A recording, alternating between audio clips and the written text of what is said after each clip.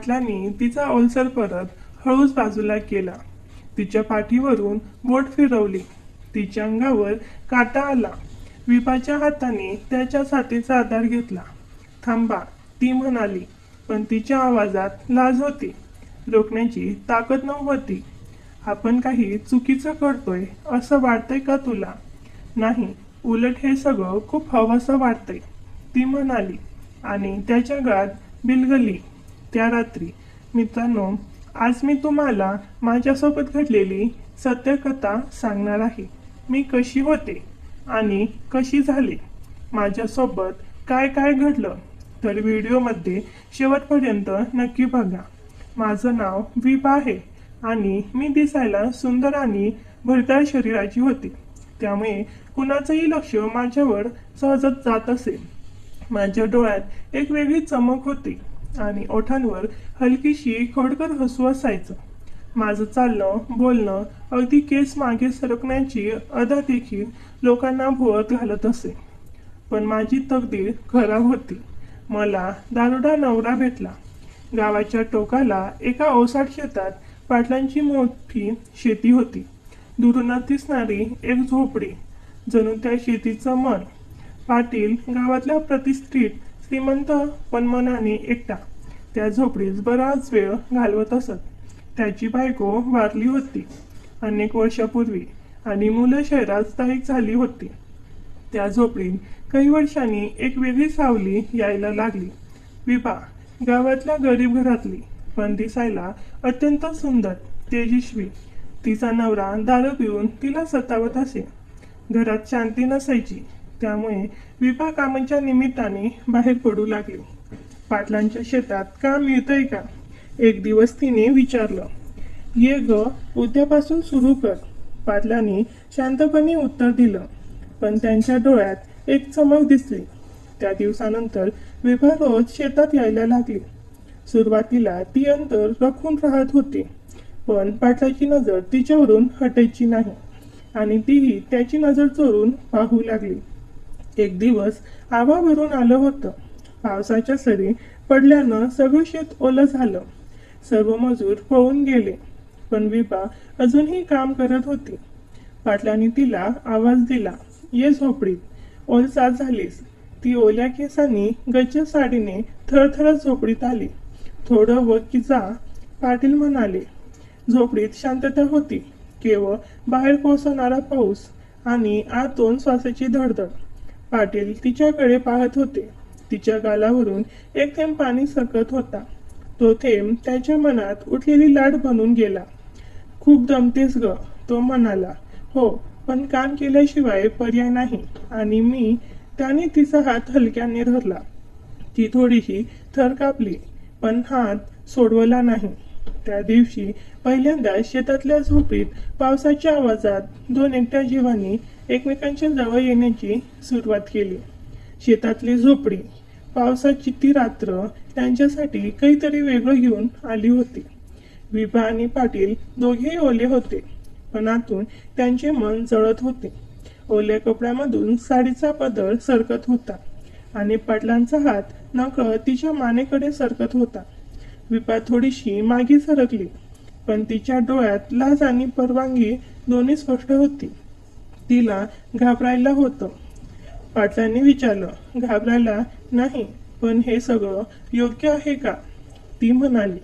पाटलांनी तिचा हात पकडला आणि हळूच आपल्या हृदयावर ठेवला. इथे जे वाढतं ते खरं असतं विभा.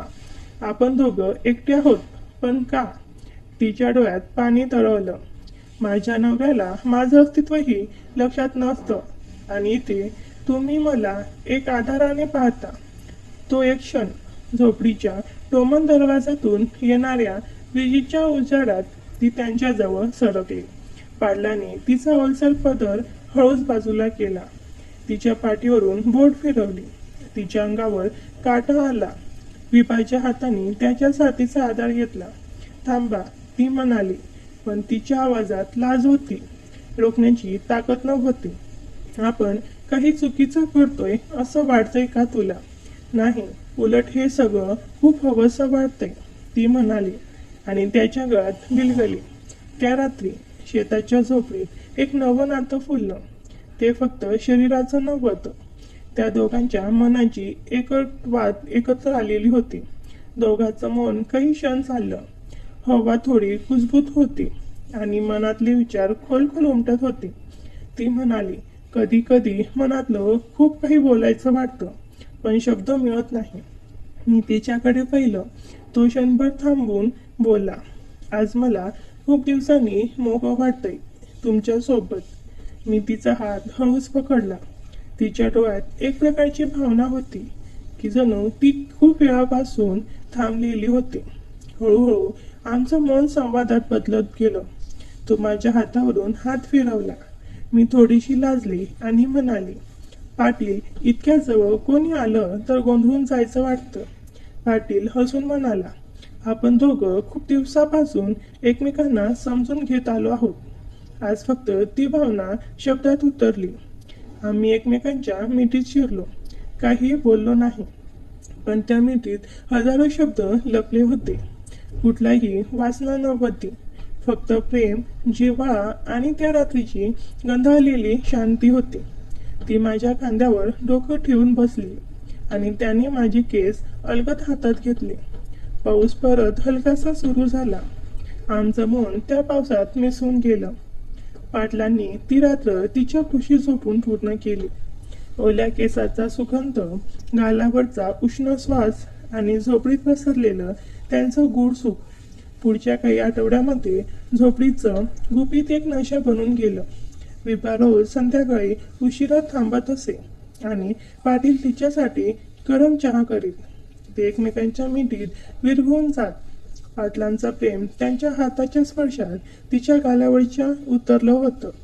एक दिवस विभा त्यांच्या मिठीत होती तेव्हा पाटलांनी विचारलं, तू कायम अशी येणार आहेस ना? ती थोडीशी स्तब्ध झाली आणि म्हणाली, जर का या झोपडीत माझं खरं अस्तित्व मिळत असेल तर हो, मी येत राहीन. एक गुपित प्रेम आता गावाच्या नजरेत. गावात गेल्या काही दिवसापासून कुजबूज सुरू झाली होती. विभा रोज उशिराच का जाते पाटलाच्या शेतातून. पाटील आता पुन्हा तरुण वाढतोय. काहीतरी आहे नक्की. कुणाचं नाव कुठे घ्यायचं नाही, पण प्रत्येकाची नजर मात्र विभावर जरा वेगळीच झाली होती. ती बाजारात जाताना लोक कुजबुजायचे. तिच्या नवऱ्यालाही आता संशय यायला लागला होता. कुठे जातेस रोज संध्याकाळी? शेतात काम असतात. काम की काहीतरी वेगळंच? तो धूर्तपणे हसला. विभाचं मन अस्वस्थ होऊ लागलं, पण पाटलांची खुशी तिला अजूनही शांतता देत होती. त्या झोपडीत तिला माया होती, जिथे कोणतीही शिक्षा नसायची, कोणताही कटाक्ष नसायचा. एक संध्याकाळ वाऱ्याने गारवा घेतलेला. आकाशात सूर्य मावतीला निघाला होता. विभा झोपडीत आली आणि आत पाटील आधीच ताटात चहा ठेवून वाट बघत होते. गावात चर्चा सुरू झालीये, ती म्हणाली. डोळे खाली माझ्याकडे बघ, तुला मी सांभाळीन. पाटलांनी विश्वासानं तिचा हात धरला. माझं घर, नवरा, लोक हे सगळं सोडून मी इथे येत राहू का? तिच्या डोळ्यात शंका होती. पाटलांनी तिच्या गालाला हात लावला आणि खुशीत घेत म्हटलं, हे प्रेम आहे विभा, शरीरापुरतं नाही, मनाचं. तू आलीस की या झोपडीला घर वाटतं. ती हळूच त्याच्या मिठीत विरघळली. दोघांचं मन, शरीर आणि श्वास एकरूप झाले. त्या रात्री त्याने फक्त शरीर नाही तर एकमेकांचं दुःख, अश्रू आणि ओला वाही वाटून घेतला. दुसऱ्या दिवशी सकाळी विभाचा नवरा सर्व पाटलांच्या घरावर चालून गेला. माझ्या बायकोला गोड होऊन जावं तुम्ही, तो ओरडला. पाटील शांत होते. ती स्वतःहून येते. तिला घरात तुमचा फक्त मान आणि अपमान मिळतो आणि इथे तिला सन्मान मिळतो. गावात गोष्ट फुटली, पंचायत बसली.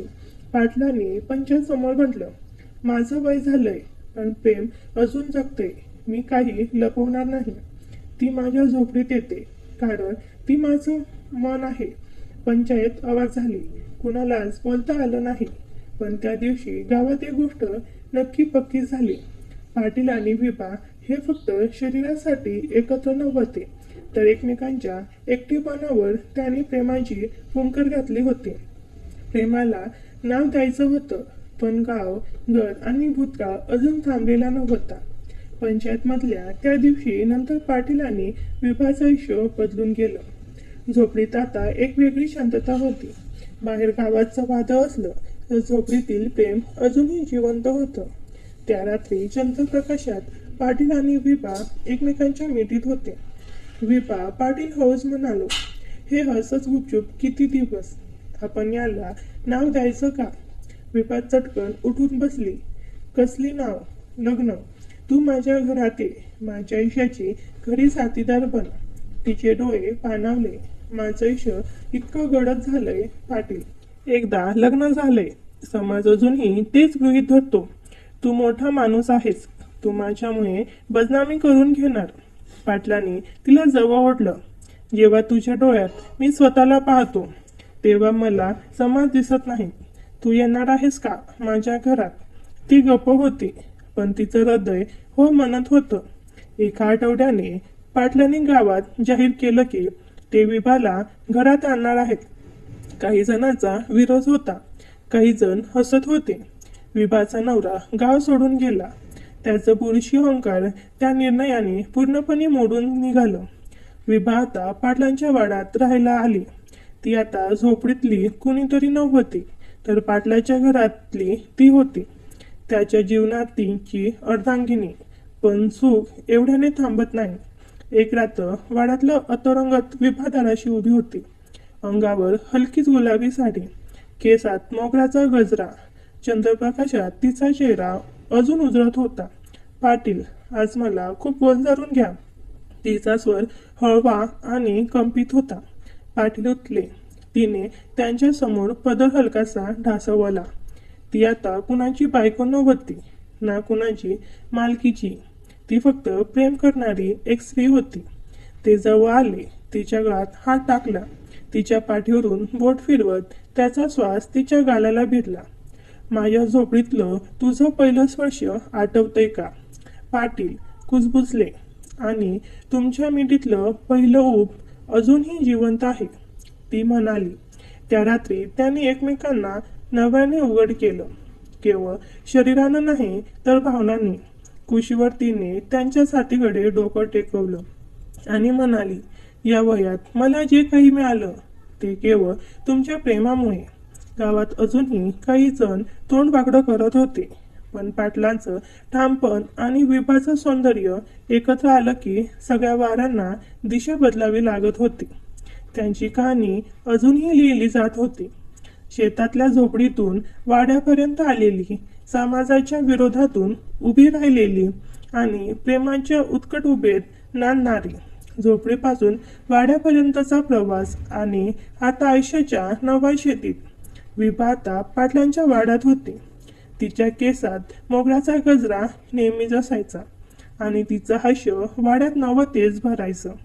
पाटील, ज्याचं आयुष्य एकेकाळी एकटं आणि सुन्न होतं, आता त्या घरात प्रत्येक कोपऱ्यात जीवनाचं मधुर सूर नांदायला लागला होता. पण प्रेम हे केवळ अंतःकरणात नांदवलं नव्हे, तर ते आयुष्याच्या एकत्र जपणंही असतं. एके दिवशी पाटलांनी विभाला म्हटलं, झोपडीमध्ये तू फक्त माझ्या खुशीत होतीस. आता मी तुला शेतीच्या महारानात आयुष्याच्या प्रत्येक वाटेवर माझी साथीदार करायचं ठरवले. शेतीतील नव्या स्वप्नांची सुरुवात दोघांनी शेतीतील झोपडी तशीच ठेवली, आठवणीचं मंदिर म्हणून. पण तिच्या शेजारी त्यांनी एक नवं घरकुल उभारायला घेतलं, जे केवळ त्यांचं नव्हतं तर त्यांच्या प्रेमाचा परिणाम होतं. विभा सकाळी लवकर उठून गाय दुधाची, अंगणात रांगोळी काढायची आणि चुलीवर गरम पोळ्या लाटायची. पाटील तिच्या हातात दूध घेत झोपेत बसून पेपर वाचायचे, पण डोळे मात्र नेहमी तिला शोधायचे. असं काय पाहता पाटील? रोज सकाळी ती हसून विचारायची. तुझ्या ओठांवर गोडवा आहे आणि हातात खमकपणा. तुझं बघून मला नव्यानं जगावंसं वाटतं, तो गालावर ओठ ठेवून म्हणायचा. गावातल्या लोकांचं मन परिवर्तन गावकरी हळूहळू बदलू लागले. पूर्वी जे लोक कुजबुजायचे तेच आता त्यांच्या जोडप्याचं कौतुक करायचे. पाटील आणि विभाताई दोघं एकदम जुळलेत. त्यांच्या शेतात गेलं की जणू प्रेमाचं वारं लागतं. गावातल्या शाळेसाठी दोघांनी एक नवीन इमारतीचा दान दिलं. महिलांसाठी कातडी उद्योग आणि शेतकऱ्यांसाठी सेंद्रिय खत प्रकल्प सुरू केला. विभा आता फक्त पाटलांची प्रेयशी नव्हती, ती गावासाठी मायबाप होती. प्रेमातला नवा रंग, वृद्धत्वाची ऊब. एका दुपारी पाटील थोडेसे थकलेले वाटले. विभा त्यांच्या मांडीवर डोकं ठेवून बसली. थकलात का आज? ती विचारली.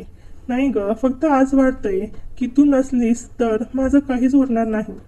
विभा त्यांच्या हातात हात घेते.